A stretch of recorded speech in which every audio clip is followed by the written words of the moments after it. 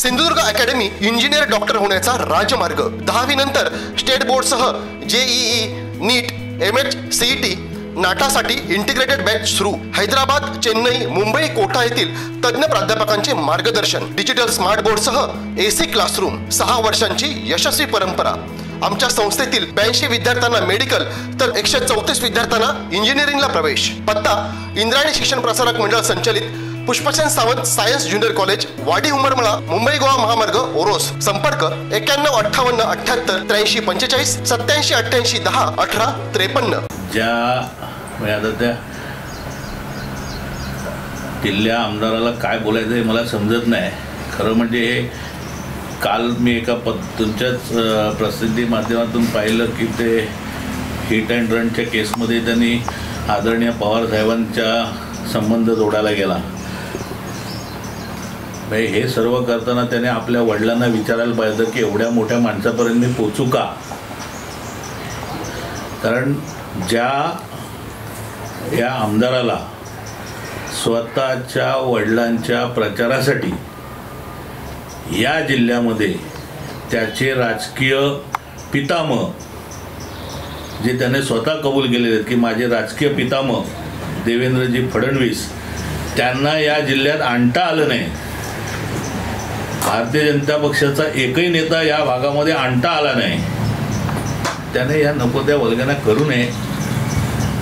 वारे बदललेले आहेत। 5 तारखेला जनतेचा कौल हा सर्वसामान्य जनतेला दिलेला कौल हा 4 तारखेला सर्व समोर येईल आणि दूध का दूध पाणी का पाणी होईल। जनता कंटाळलेली आहे, त्रासलेली आहे यांच्या भूलथापांना, यांच्या खोट्या कामांना आणि यांच्या स्टंटबाजीला। म्हणजे ह्या आमदाराच्याबद्दल बोलायचं झालं तर आज स्वतः वैभवडे देऊन पहा म्हणून। काल आमच्या इथे मला वाटतं काय ते चिखल आंदोलन झालं। हे स्वतःच्या मतदारसंघामधली कामं करता येत नाही। ठेकेदारांच्या हातात पूर्ण मतदारसंघ दिला आहे, स्वतः भागीदार झाला आहे। अहो इथे धरणाचे पैसे ॲडव्हान्स उचलले जात आहेत निवडणुकीसाठी। सावडावच्या धरणाचं काय झालं, त्याचे पैसे अजून काम चालू झालेलं नसताना सुद्धा पैसे कसे काय निघाले बाहेर, कुठे गेले ते पैसे, कोणी ते वापरले। नुसतं आमदारकी घेऊन नाही, जनतेसाठी आमदारकी मिळवायची असते, जनतेच्या कामासाठी आमदारकी घ्यायची असते, स्वतःचं कुटुंब चालवायसाठी किंवा स्वतःचं घर भरायसाठी नाही। हे पहिले या आमदाराला समजलं पाहिजे। मोठ्यांवरती आरोप करायचे, संजय राऊतांवरती बोलायचं। संजय राऊत निधड्या छातीचा वाघ आहे, 100 दिवस आत जाऊन आले, कोणाला घाबरले नाहीत। एक दिवस बसवलं तर दुसऱ्या दिवशी हागवणीवर बसला ना हा तुमचा आमदार, हा कोणाची बरोबरी करणार। याने आपली पात्रता ओळखली पाहिजे आणि वेळीच सुधारलं पाहिजे। नाहीतर राजकारणात तर सोडा, कणकवलीत तोंड दाखवायची तेवढी हे पात्रता राहणार नाही। आज उठसूट आपलं बोलायचं, कुठे पवार साहेबांबद्दल बोलायचं, कधी उद्धवजींबद्दल बोलायचं, रोज उठून संजय राऊतांबद्दल बोलायचं। पण त्यांच्या कामाची उंची, त्यांनी केलेली कामं, तिची नखाची तरी सर आपल्याला आहे का, याचा विचार आधी यांनी केला पाहिजे।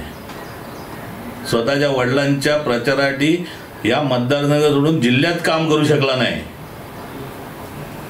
एक नेता आणू शकला नाही आणि मोठ्या वल्गना कसल्या करताय। 4 तारखेला जनता काय ते उत्तर देईल। आणि राणेंचं पुस्तक मी पहिले पण सांगितलेलं आहे, कायमस्वरूपी बंद होणार म्हणजे बंद होणार। या जिल्ह्याचा विकास हा राणेंचं पुस्तक बंद झाल्यानंतरच होणार आणि तो 100% होणार। दुसरं पण त्याने एक विधान केलं की निवडणुकीच्या लोकसभा निवडणुकीच्या निकालानंतर ठाकरे कुटुंब देश सोडून जाणार आहे, त्याबद्दल काय सांग? काय ठाकरे कुटुंब देश सोडून जायची ठाकरेंना गरज नाही। कारण ठाकरेंनी कधी आजपर्यंत कोणाशी तडजोड केलेली नाही। आज हे नेहमी सांगतात मातोश्री 1, मला बरेच वेळा हे बोलायचं होतं, मातोश्री 1, मातोश्री 2। त्याचा जर तुम्ही त्याचं क्षेत्रफळ पाहिलं तर नारायण राणेंचा जुहूचा बंगला 50,000 फुटाचा आहे।